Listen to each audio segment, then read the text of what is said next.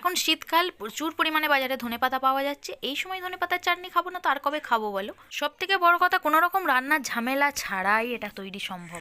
তো আমি একটু প্রতি বছরই এইভাবে ধনেপাতার চাটনি করে সংরক্ষণ করে রেখে দিই, যাতে বেশ কিছুদিন চলে যায়। তো বড়মশাই সেই বুঝে বেশ কিছুটা ধনেপাতা নিয়ে এসেছে, আজ সেটাই ব্যবহার করব। তো ভাবলাম এত ধনেপাতা যখন এসেছে, চলো আজকেই চাটনিটা করে নেওয়া যাক। তো কীভাবে করছি, কোন প্রসেসে করছি, সবটাই তোমাদের সঙ্গে শেয়ার করব, এবং এমনভাবে করব যেটা কিন্তু অবশ্যই সংরক্ষণ করে তোমরা রেখে দিতে পারবে, কোনোভাবে নষ্ট হবে না। তো অবশ্যই পুরো ভিডিওটা দেখতে থাকো, তাহলে বুঝতে পারবে। তো ফার্স্ট কী করতে হবে, ধনেপাতাগুলো পরিষ্কার করে নিয়ে জল দিয়ে ধুয়ে এইভাবে সুন্দর করে ছোটো ছোটো পিসেস করে নিতে হবে। খুব ছোটো ছোটো করে পিস করবে, তাতে করতে কিন্তু পেস্ট করতে সুবিধা হয়, মানে মিক্সিতে দিলে বেশ সুন্দর পেস্ট হয়। বেশি বড় করলে দেবে একটু অসুবিধা হয়। তো ধনেপাতাগুলো দেখো আমি এইভাবে ছোটো ছোটো পিস করে নিচ্ছি। সমস্ত ধনেপাতাটা এইভাবে কুচো করে নিতে হবে। বেশ সুন্দর লাগে খেতে কিন্তু বন্ধুরা, অবশ্যই একবার হলেও ট্রাই করবে। আর এই প্রসেসে যদি করো, আশা করছি 2 থেকে 3 মাস কোনো রকমভাবে নষ্ট হবে না, বেশ সংরক্ষণ থাকবে। পারলে শীতের শেষে একটু বেশি করে বানিয়ে নাও, দেখবে বাড়ির সকলে খেতে ভালোবাসবে। দেন এইভাবে সমস্ত ধনেপাতাগুলো আমি বেশ কুচো করে নিয়েছি। নেওয়ার পর এবার কী কী প্রসেস ফলো করছি সেগুলোই তোমাদের সঙ্গে শেয়ার করি, চলো দেখতে থাকো পুরো ভিডিওটা।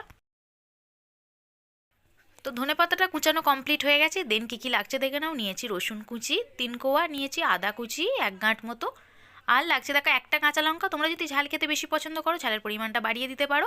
দেন লাগছে প্রধান ইনগ্রিডিয়েন্টস, যেটা কাসুন্দি। কাসুন্দি খেতে কিন্তু দারুণ লাগে, এর সঙ্গে আর চাটনির সঙ্গে খেতে দুর্দান্ত স্বাদ। তো এটা রেডি হয়ে গেছে।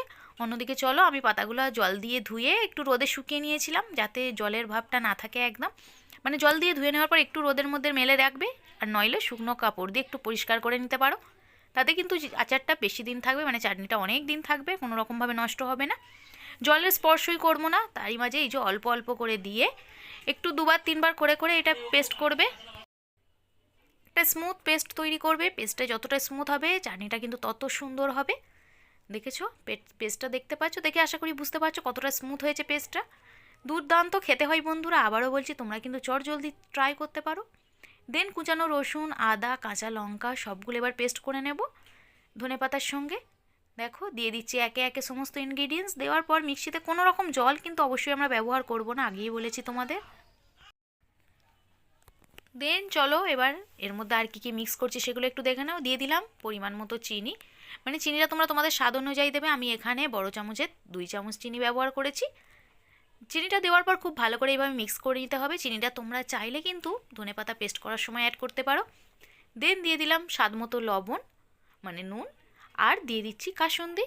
কাসুন্দিটা দিলে কিন্তু বেশ সুন্দর একটা ফ্লেভার আসে, মানে কাসুন্দির সঙ্গে ধনেপাতা দারুণ কম্বিনেশন, দারুণ লাগে।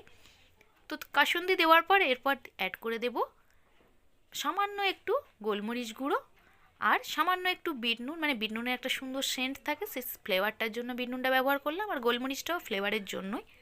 দেওয়ার পর খুব ভালো করে মিশিয়ে নিতে হবে। দিলেই কিন্তু ব্যাস কাজ শেষ। কোনো রকম ওভেনের ঝামেলা নেই, রান্নার ঝামেলা নেই। রান্নার ঝামেলা, কোনো রকম রান্নার ঝামেলা ছাড়াই যদি কিছু বানাতে চাও, তো চটজলদি ধনেপাতার চাটনিটা অবশ্যই ট্রাই করতে পারো, যেটা খেতে যেমন সুন্দর, দেখতে তো দুর্দান্ত, সত্যি তাই, দেখতেও যেমন সুন্দর, খেতেও দারুণ কিন্তু। দেন চলো সমস্ত ইনগ্রিডিয়েন্টস দেওয়া হয়ে গেছে, আর দিয়ে দিলাম বেশি করে একটু সরিষার তেল। বাড়িতে রান্নার যে সরিষার তেল ব্যবহার করো সেই তেলই এখানে অ্যাড করেছি, 1/2 কাপ মতো। দেওয়ার পর খুব ভালো করে এই যে মিশিয়ে নিতে হবে এইভাবে। খুব ভালো করে এইভাবে মিক্স করে নেওয়ার পর একটু রোদে দিতে হবে, মানে যেহেতু আমরা ওভেনের ব্যবহার এখানে করব না, তো সূর্যের আলোটা অবশ্যই মাস্ট। একটা প্লেটের মধ্যে পুরোটা দিয়ে সুন্দর করে একটু বিছিয়ে দিতে হবে, মানে ছড়িয়ে দিতে হবে। আর এই পর্যায়ে রোদে দেওয়ার আগে আবারও একটু কাসুন্দি অ্যাড করলাম, যেহেতু আমার মনে হয়েছে কাসুন্দিটা কমও দেওয়া হয়েছে, তার জন্য অ্যাড করলাম, এটা অপশনাল, তোমরা চাইলে অ্যাড করতেও পারো নাও পারো। দেন খুব ভালো করে স্প্রেড করে দিতে হবে এইভাবে প্লেটটার মধ্যে, যাতে কাসুন্দিটা খুব ভালো করে মিক্স হয়ে যায়, আর চাটনিটাও পুরো প্লেটের মধ্যে ছড়িয়ে থাকে, সূর্যের আলোটা খুব ভালোভাবে যাতে পায়। দেখতে দেখেছো কতটা কিউট লাগছে? কাসুন্দি দেওয়ার পর কালারটা কিন্তু আরও সুন্দর হয়ে গেছে, দেখো, জাস্ট দেখো। এইভাবে দেওয়ার পর আমি কিছুক্ষণ রোদে রাখবো। কিছুক্ষণ রোদে দেওয়ার পর চিনিটা যখন এর সঙ্গে মিক্স হয়ে যাবে, তখন একটু টেস্ট করে দেখব। যদি মনে হয় যে চিনিটা কম আছে, তখন আরও একটু চিনি অ্যাড করতে পারো। বাট আরও কিছু ইনগ্রিডিয়েন্টস এর সঙ্গে আমরা অ্যাড করব, সেগুলো কিছুটা রোদ খাওয়ানোর পর করছি। তো দেখো পুরো ভিডিওটা, তাহলেই বুঝতে পারবে। দারুণ স্বাদ হয় এই প্রসেস ফলো করলে, যদি তোমরা করতে পারো দেখবে সত্যিই তাই 5-6 মাস কিন্তু দেন কোনো রকমভাবেই সমস্যা হবে না। এরকম চাটনি কিন্তু তোমরা তৈরি করে রেখে দিতে পারো। বিশেষ করে যারা রান্নার ভিডিও আমরা করি তাদের জন্য কিন্তু একটা পারফেক্ট রেসিপি বলতে পারো। এই পর্যায়ে অ্যাড করে দিলাম দেখো ভিনিগার, আর দিয়ে দিচ্ছি, যেহেতু বললাম আগেই চিনিটা কম মনে হয়েছে তার জন্য সামান্য একটু চিনি অ্যাড করলাম।